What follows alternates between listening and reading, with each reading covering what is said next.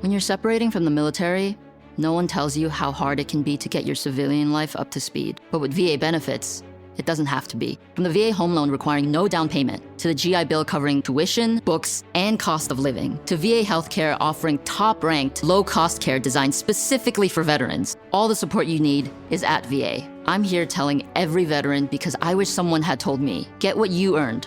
Visit choose.va.gov. Not all veterans are eligible for the type or amount of benefits mentioned here. Today's episode is brought to you by SalesCred Pro, the strategic resource for B2B sales that fortifies your credibility and accelerates the trust building needed for building successful business relationships. Get your free 7-day trial now at salescred.com/PRO. Welcome to the Manage Smarter podcast with hosts C. Lee Smith and Audrey Strong. We're glad you're here for discussions on new ways to manage smarter, hire, develop, and retain talent, improve results, and propel team performance to new heights. This is the Manage Smarter podcast. As you climb the ladder, Lee, what is the number one thing the people above you as you're managing up look for in looking at you as a candidate to climb? Well, of course, they're looking for experience. They're looking for somebody that can do the job. But it's not just whether or not you think you can do the job. It's whether they think you can do the job. It's not whether or not you think that you are ready to take that next step to that next level. It really matters about what they think. So, and also with a lot of my work in research and credibility and my book, Sales Cred, for example, I believe that earning trust is a key part of that, whether or not you're a salesperson or a leader. And the thing is, you can't have trust unless you have credibility first. And this is also what really compelled me to pick this one off the bookshelf right here. This is Joel Garfinkle's book on executive presence. And it's, as you can tell, it's well worn, it's dog-eared and everything like that, because I also believe that you can't have executive presence unless you first have credibility. And this is something that one of the topics that we're going to dive into today. Absolutely. Welcome to Manage Smarter, everyone. My name is Audrey Strong. I'm the Senior Vice President of Communications here at Sales Fuel. And I'm C. Lee Smith. I'm the CEO and founder of Sales Fuel. Okay, so we gave it away early. It's executive presence. That's the answer. And Joel Garfinkle, the author of that book, is here. He has been an executive coach for more than 20 years and the author of 11 books, including that one, Lee. Hold it up. Executive presence. Step into your power, convey confidence, and lead with conviction, which is the topic we'll focus on today. Joel, thanks for coming. It's great to be here. I'm looking forward to diving into the subject with you guys. All right. So what is executive presence and why does it matter? So executive presence is basically, it comes down to showing up with 9 different competencies, and I'll just lay them out. You got to show up with confidence and command and charisma, which is kind of the gravitas entity. And then the other piece is you got to have a sense of authority. Like, people need to see you as a decisive, bold, influential leader. And then you need to be able, how you express yourself, you need to make sure that you're vocal, that you speak up. And when you speak up, what you say is insightful, has a lot of knowledge. And what you say is also needs to be really clear and to the point and succinct. So that's kind of the essence of what executive presence is. And, to talk about why it's important, there was a survey that was done with 400 CEOs, and they said, what was the number one trait that they looked for, the one critical trait that next level leaders needed to have? And 89% of them said executive presence. So whether you're an emerging leader or you're in your organization, you got to recognize that as you rise up in the company, the more you got to make sure that your presence and your power, the higher the stakes, the more you need that presence, the more you need to be able to show up, because leaders are paying attention and they're looking at you and how they view you. They want to say, they don't always overtly say it, but they want to make sure you're having an executive presence, and that's showing up in their interactions. Mm-hmm. So how do you know when you have it? I mean, I imagine it's sort of like credibility, where it's just sort of like you might think you have credibility, but it really matters about how each individual person perceives you. And I kind of wonder if executive presence is the same way. It's not just something that you magically have. It's just that it's different at a different level for every person you encounter, isn't it? Yes, it is. And I would even add, I've seen many people think they have executive presence in certain interactions and certain situations, but then they look at other situations and let's say, okay, when I'm meeting with my team, I find I have pretty good executive presence. When I go upward and I'm meeting with senior leadership, I realize sometimes I hold back and I'm not as decisive. I'm not as confident, and I'm a little more quiet in the meeting. And then they realize their executive presence actually isn't showing up in all situations. So you want to look at different situations, different people you interact with, different meetings you attend, and evaluate from the whole, how's my executive presence showing up, and which of my competencies, which we'll get into, am I lacking executive presence? Which are the places I need to kind of enhance my executive presence? So you can look at different situations, different people, and different meetings and see how am I showing up. So you want to talk about the 9? Sure. Okay.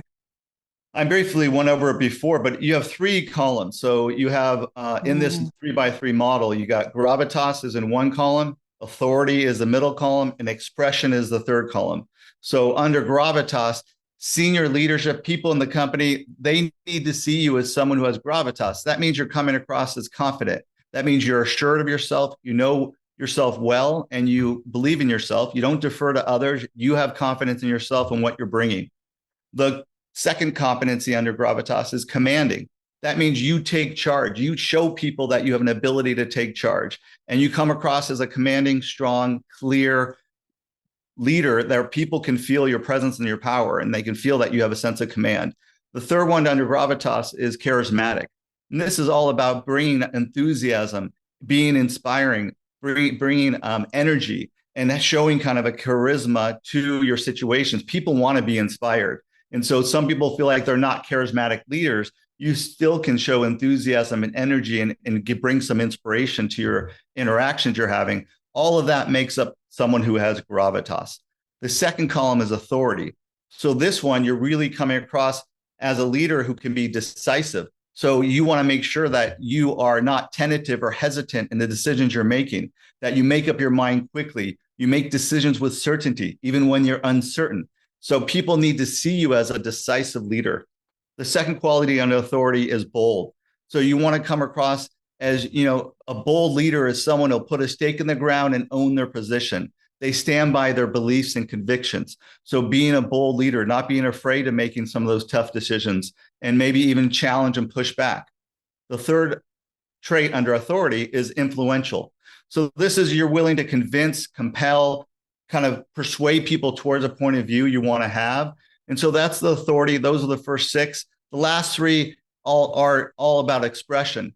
This is about the first one under expression is vocal. So that means you're speaking up. You're being forthcoming with your opinions. You voice your ideas. Your presence is felt in all meetings because every meeting you attend, you speak up.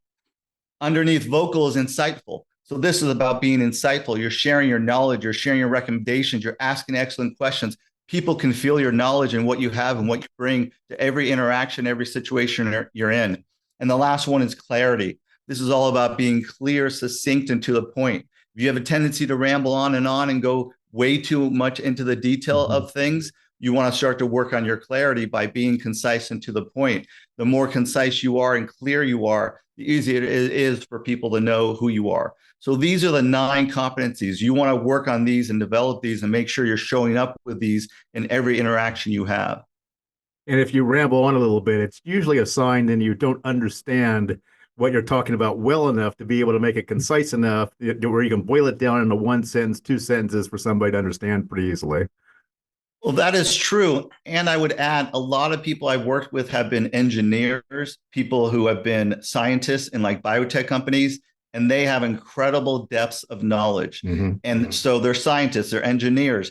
And so then what they end up doing is they get way into the detail because they know so much about it. They don't know how to give a high level summary to leadership about what they're talking about. They get way into the details and in the weeds. I had one leader tell me that this individual that they were working with, this leader, I was doing 360 review feedback of this leader. And the senior leader said, I once did I overviewed this leader and they gave a presentation. And on one of the slides, they spent 15 minutes on one slide. He said he went and got food and came back and she's still on the slide.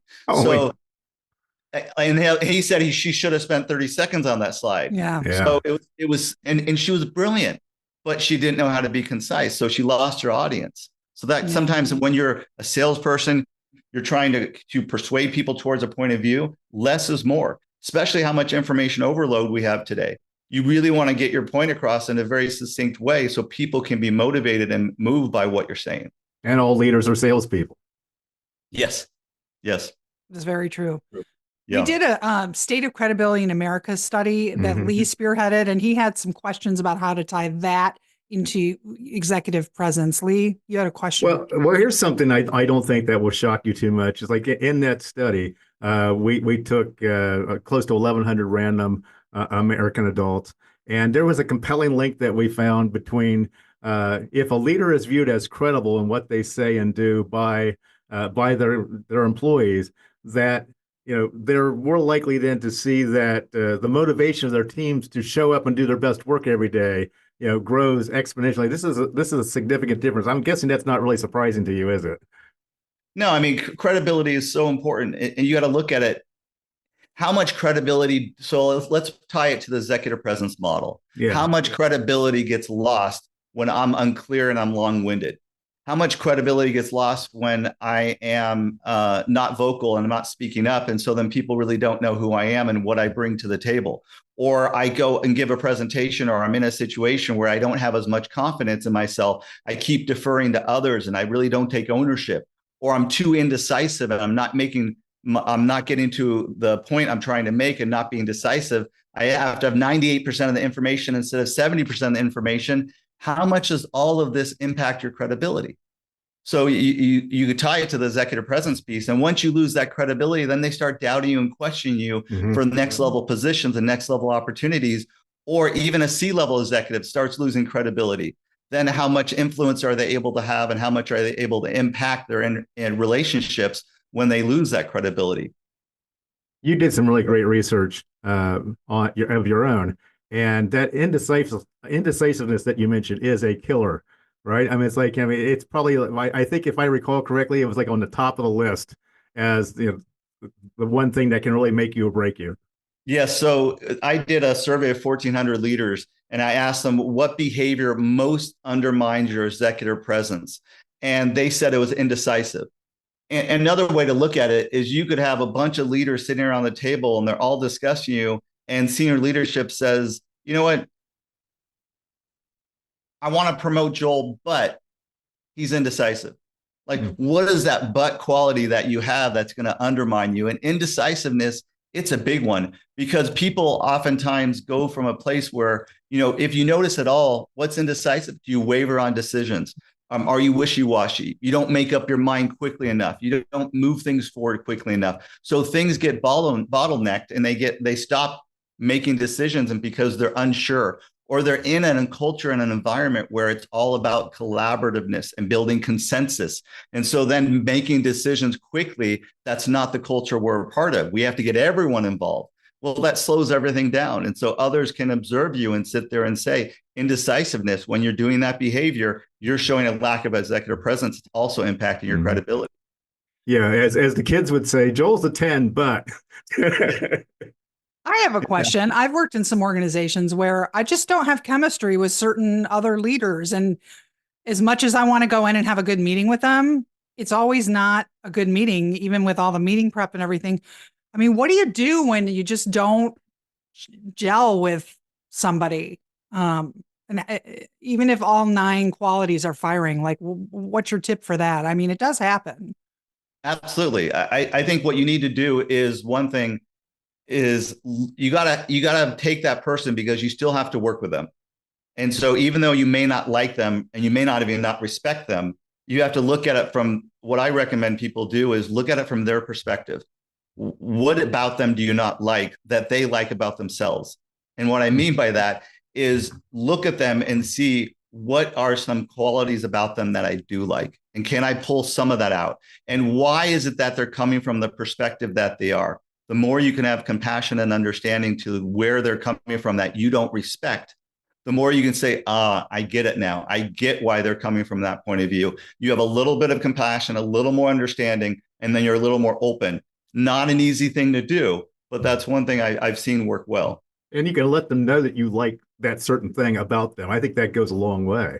Absolutely. It makes you more, you're giving praise and acknowledging them. And maybe maybe they appreciate that and they're then more open to you. And when they're more open to you and you're more open to them, then you actually can work together more so when you're both closed off from each other. Mm-hmm. Yeah, I think a lot of people think of executive presence as going to that skyscraper or that boardroom meeting in an office full of people and everything like that. And we don't have offices full of people, as after the pandemic as much. So what tips would you have to give to remote workers for maintaining their executive presence when everyone's not in the office to see you? Yeah, I think when it comes down to when I think about the idea of being is that when you're remote and you have, I mean, it's tough because I think this model and what I've talked about, you can show up, it's important to show up with this presence and with this, and the more in person you are, the better. Now, if you're virtual, I think the key thing is you got to look at it from the mindset every time I'm on a video conference. What am I doing to make sure my presence is felt? And so you're responding via chat, you're vocal and speaking up. Don't get quiet. Don't multitask. Don't distract yourself because people won't feel your presence. It's literally your presence isn't being felt because already you're not in person. And so then the question is, what do I do? How do I speak up more? How do I respond via chat? How do I make sure I prepare for every meeting I'm doing that's virtual and making sure I have some intention about ideas and suggestions I want to bring forward so they're top of mind. So when we start going in that direction, I have these top of mind ideas and I'm ready to talk about them and deliver them. So I think that's extremely important, is really lean into your presence and say, every meeting I attend when I'm virtual, I need to show up and I need to make sure I'm speaking up and that my presence is felt. Show up when you show up. Right. Right. Out of sight, out of mind. You don't want to, right. When you're not visible, you're out of sight, out of mind. And then you have a risk of being overlooked and your presence isn't felt and you're not being known. And then when you're not known, then people don't know your impact. When they don't know your impact, they don't know your value. When they don't know your value, then you're not going to get opportunities for promotions and things of that nature. What tips do you offer me if I want to climb? Do I pick somebody I admire above me and ask them to be a mentor, or ask them what their opinion is of what I need to do within my specific organization to get to the next level? To get to the next level, it's great to have someone who is an advocate, who believes in you and can champion you. And so someone in the organization who can do that can have a huge impact, because now you got someone beside yourself who's speaking up on your behalf. And maybe that's not even your manager. So finding someone that champions your cause. The other thing I do is I tell my leaders that I coach, I say, choose the top 10 or so, maybe 10 to 15, but top 10 most influential people in the company. And then I have them look at three things. I ask them, when you look at these 10 or so influential people, how many of them know who you are? And they'll say, oh, about 90%. And then I say, okay, second question, how many of these people know what you do? Then it drops down to like 50%. And then I said the third part, how many of these people know the value you bring to the company? Now it drops down to 3 or 4%. Maybe even your manager doesn't know the value you bring to their company. So if you start to think about, how do I make sure these 10 influential people know my value in the company? How do I start to communicate that value, get them to know it? Because when they sit around a room at a talent review meeting and your name comes up, you want people to share the value you bring. You don't want it to be a blank space when they think of you and your name. So if you're going to get promoted, you identify those 10, you make sure they know who you are, what you do, and your value.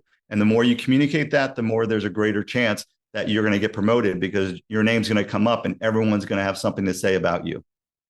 Let's talk about what happens after that. So after you get that promotion, it's got to be just as important then to radiate executive presence after you take over the new job, right? Absolutely. And what often happens is that, this is an interesting thing I've learned, is that when you are at the top of your game and you're the most confident, and a lot of times your executive presence competencies are being utilized to a high degree, and then all of a sudden you're at top of the game, you're right here, and then all of a sudden you get a new job and a new role. In that new role, all of a sudden your confidence isn't as high. Your executive presence qualities may not be as high because you're in that new role and it demands more of you. You're interacting with maybe different people. You have different responsibilities, different outcomes, different results you're trying to achieve. So from this new place, you got to reevaluate your executive presence and the competencies I talked about, because your confidence, your command, your charisma, it could be really strong in the other job that you're in where you're at top of your game, but then you get that new role and all of a sudden you're not at the top of your game and as much as you were before. So you have to recommit to what you need to do to show that confidence and show that level of decisiveness and boldness that you maybe isn't as much in your mindset as it was before, because everything came more easy to you because you were at the top of your game. What got you here won't necessarily get you there. Exactly. And so the qualities that got you here, you might have to let them go. And the qualities that's going to get you there, those are the ones you got to start to build and develop. And it's easy to stay with what you know and think that's enough, when it most likely in the new role, it isn't going to be enough. I had a question. Lee and I were chatting before you came into the room, Joel, about imposter syndrome. So what if you have a really bad case of it? How do you make all these 9 qualities fire off and everybody thinks you just got everything going on and everything's fine? You go home at the end of the day and you're like, oh, I don't know. So imposter syndrome is a really difficult one, because there's a situation where other people are projecting onto you that you're better than you actually are. And you're sitting in that room or in that environment, in that situation, in the role you're in, and your confidence hasn't caught up to you yet. And so part of it is realizing, look for the places that you are confident in and lean into that, and recognize that your own self-doubt, your own minimizing or critical voice that's maybe making you feel like you're not as good as others think you are, that you might have to catch up to that and realize I am actually really good, and where am I really good, and where do I have some confidence, and what is some of the praise that people are sharing with me, and how are people believing in me, and how do I let that in and let that be the narrative that you're actually embracing, versus the narrative internally that might be more self-doubting, more critical, more making you feel less than, making you feel like you're not worthy to be at that table. And so you got to really look at your own approach and say, what am I doing to help internally get myself to feel as confident as some of the other people who really believe in me? So it's like I'm giving a presentation, let's say, and I got an audience of 100 people, and I got 3 people who are nodding their heads, sleeping, and 2 people who are angry at me and looking at me really negatively. And then I got 85 other people who are believing in me and seeing how great I am. They're leaning in and they're smiling. Which group am I going to look at? And so it's easy to look at the ones you want to change that aren't making you feel that great, but it's also just as easily to look at the ones who make you feel good and believe in you. And so I think putting your energy in the place where people are really believing in you and letting yourself really feel that truth and letting yourself show up with more of your power and more of your strength and more of your presence. What are some of the behaviors that leaders have that tend to undermine their executive presence, and some of the things we want to stay away from? Yeah, the other one is lacking. I mean, it alludes to what we just spoke about, but a common one is lacking confidence, is where people aren't as confident in themselves. And then people project onto them, well, if they're not as confident in themselves, that means they must lack an executive presence. So it's really, how can you believe in yourself and believe in what you're capable of doing? Some other ones that are pretty common is when you're too quiet. So this might be you're more shy, reserved, soft-spoken. It can cause people who don't know you well to assume that you're not engaging, you're not passionate, and they don't really get to know you. They don't really experience you. And so how do you be more vocal, and how do you speak up more and make your presence felt? So even if you're a bit shy and you're introverted, it's important to not let that limit your ability to speak up in meetings and let your presence be felt. The other one I was going to say is being too verbal, too vocal. You're rambling, you're verbose, you're long-winded, and it compulsively speaking, it means that you dominate the meetings. And what happens is when you dominate a meeting, you take up all the space. People start to judge that and think you can't read the room. You don't know how to facilitate a meeting effectively. You dominate the meeting. It's all about you and what your perspective is. The best leaders out there are the ones who can read a room and sit there and say, you know what? If I'm facilitating this meeting, I'm making sure the ones who speak up the most are tempered. The ones that speak up the least are encouraged. And then all of a sudden I have an equal playing field of a lot of interaction, a lot of engagement. And that makes for a pretty remarkable meeting. I love it. That's great advice. It's garfinkleexecutivecoaching.com, and you're Joel Garfinkle on your Twitter and also on your LinkedIn. We got about a minute left. Any additional tips before we go? I would say one of the most important things is really looking at what a lot of people do is they take the 3x3 model, they print it out, they have it in front of them. You could take one competency a week.